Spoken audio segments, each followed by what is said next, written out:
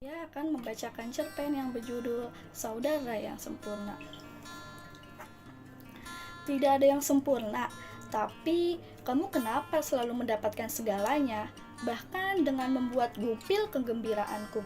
Di SMP, kamu juara puisi ketika aku menang lomba lukis.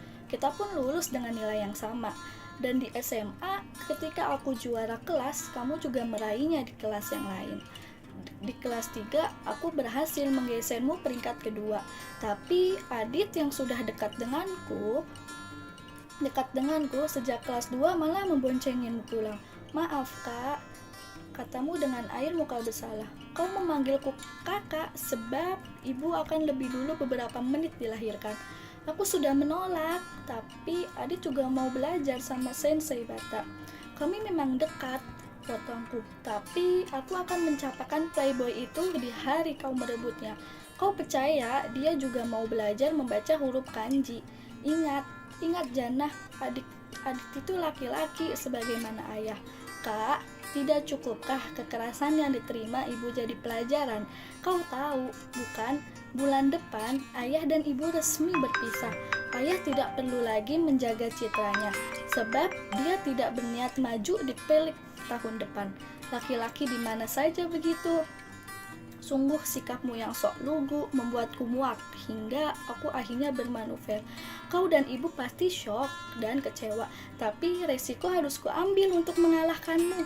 Ya, kau lalu ikut ibu yang hanya seorang tukang jahit dan aku mengekor ayah yang fokus mengembangkan perusahaannya di Jakarta. Sejak itu, aku merasa tatapanmu selalu merayaku orang munafik. Setelah kemudian itu mengirim kabar kelulusan di Meiji University. Tak sia-sia ayah membiayai kursus intensif bahasa Jepang di Kemang. Aku belum siap, kataku. Ya, aku merasa sangat bersalah kepada ibu. Aku ikut bangga, kak, katamu berusaha mencairkan suasana. Kau menceritakan kuliahmu di sebuah kampus swasta di Lubuk Linggau. Tentu saja aku akan menang, meski kekalahan tak terdengar dalam nada bicaramu. Suatu hari kau mengadu tentang ayah yang tak pernah mengirimkan uang bulanan sebagaimana kesepakatan perceraian mereka. Ayah bergemiang ketika aku menyampaikannya. Aku tak mau mendesaknya. Ia sudah mau membiayai kuliahku saja sudah lebih dari cukup. Sejak itu tak pernah menghubungiku sebelum 2 bulan lalu kau tiba-tiba menelponku. Aku menang lomba karya tulis ilmiah, kak. Aku menang. Kau sangat bersemangat. Aku memutuskan sambungan dan memblokir nomormu. Hei Janah, kenapa harus dongkol? Kau kuliah di kampus ternama di Chidoya City. Bulan depan kau juga akan menyambut rombongan mahasiswa berprestasi se-Asia. Sedangkan kembaranmu malah sibuk dengan kampus buluknya di Lubuk Linggau dengan prestasi recehnya. Tapi kau adalah hantu gentayangan yang menembus ruang dan waktu. Bagaimana bisa 1 dari 2 perwakilan mahasiswa berprestasi Indonesia yang dikirimkan ke Tokyo itu adalah kamu? Kau membantangku sekilas sebelum naik pendium. Apa? Kau prestasi dalam bahasa Jepang. Aku tiba-tiba ingat Sensei Bata. Aku tak pernah menyangka kau mengejarku sejauh ini. Kamu jahat sekali. Kamu jahat, Janah. Ketika tepuk tangan bergemuruhan dan orang-orang mengerubungiku, aku meninggalkan tempat acara dan kembali ke hotel yang disewa kampus untuk panitia. Sesuai makan malam, kau menemuiku di kamar. Kau pasti merasakan betapa berat aku membalas pelukanmu. Di balkon kamar, kau memuji kulitku yang putih, mendebak. Aku menggunakan kosmetik produk Jepang yang kalau di Indonesia harganya selangit.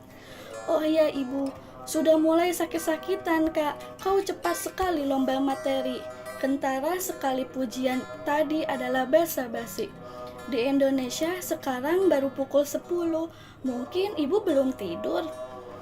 Aku bisa menelponnya kalau kakak mau bicara.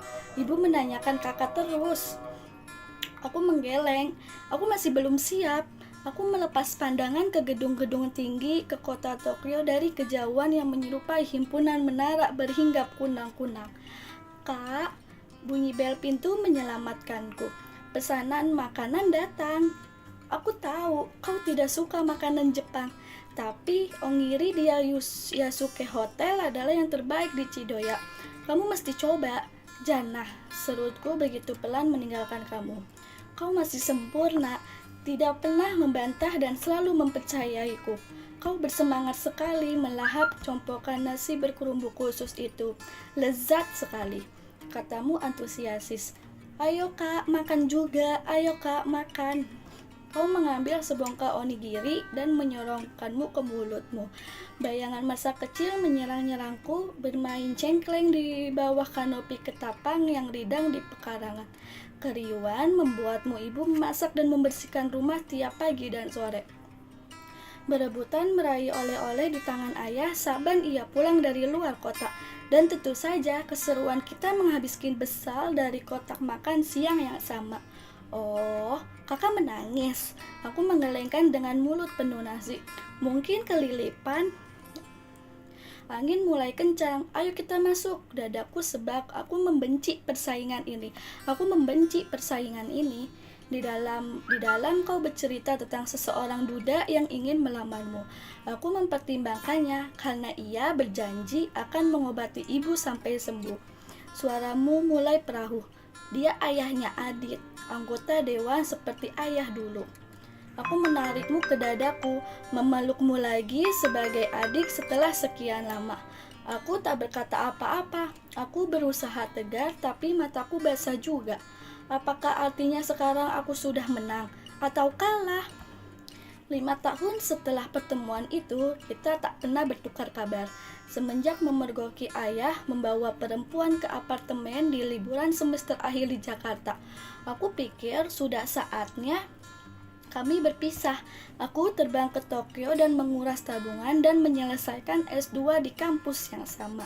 Mengadakan biaya siswa dan upah mencuci piring di kedai ramen yang tak seberapa. Kini aku sudah memperoleh yang ku mau.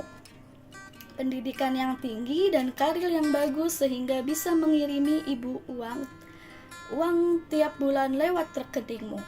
Meskipun tak seberapa, aku menolak kalah teriak darimu. Beberapa teman kantor yang tak mampu melepaskan diri sebagai pribumi yang pernah dijajah menyarankanku mencari pendamping setiap kali aku mengeluh. Menjadi manajer ternyata tidak melimpahiku dengan ilmu dan kegembiraan. Tetapi tekanan dan kegusaraan, hari-hariku hanya tentang rutinitas kantor, jadwal konsultasi dokter yang tak menentu, obat tidur dengan dosis yang selalu bertambah dan tangis tengah malam tanpa alasan yang jelas. Dasar inland mare. Aroma pekarangan ini masih sama, meski potongan ketapang itu sudah ditemani sawo dan jambu biji yang tak kalah ribun. Kau yang sedang membereskan makanan di atas meja di muka pintu langsung mengelap tanganmu dengan ujung daster lalu memelukku erat. Kok nggak bilang kalau mau pulang kak? Saking harunya suara bergetar. Di kamarnya wajah perempuan 60 tahun itu pucat. Suara cemprengnya memanggil kedua putih kecilnya untuk mendekat mendengarkan andai-andai di tempatnya berbaring saat ini, mengusal-ngusal ingatan dan mempromadakan kekuatan. Stroke membuatnya hanya bicara lewat mata.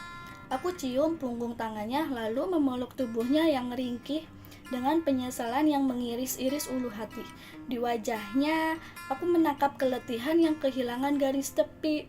1, 2, 5 menit kemudian, matanya berkedip dan air hangat jatuh beliur-liur. Aku menangis meraung-raung dan mencium pipinya yang basah bertubi-tubi. Alangkah hebatnya dirimu, Dik, punya suami seorang anggota dewan yang sangat perhatian sehingga kau leluasa melewat ibu, kataku begitu ibu terlepas setelah aku menyuapinya 3 sendok bubur buatanku. Pasti ia sudah habis uang banyak untuk mengobati ibu meskipun tampaknya kondisi ibu belum banyak perkembangan. Kau mengamati tanganku dan menetapku dalam. Aku ingin bilang jangan ikut-ikutan menangis, tapi kata-katamu berikutnya membuatku tahu kalau kau lebih berhak meliangkan air mata. Oh, selain menjadi guru honor di beberapa sekolah, aku berjualan nasi gemuk untuk menambah penghasilan. Kakak tidak lihat meja daganganku di depan tadi. Aku adalah kaca yang harus dibanting begitu mengetahui kenyataan itu. Aku justru iri kepadamu, Kak. Aku tak menangkap kepura-puraan di mata sayumu. Kakak begitu mandiri di bawah pendidikan ayah yang keras. Kakak mendapatkan semuanya. Sekolah, karir bagus, sehingga bisa mengirimi kami uang bulanan. Kakak juga bisa memilih untuk tidak menikah. Kalau tidak mengingatku di luar sana, aku tak punya alasan untuk bertahan. Pipi kami sudah terasa lengket oleh air asin yang sedari tadi menghangatkan duha yang makin condong. Aku sudah janda, Kak. Aku sudah janda, katamu dengan suara yang ditengar-tengarkan. Untuk kesekian kali aku tumbang dan kalah lagi.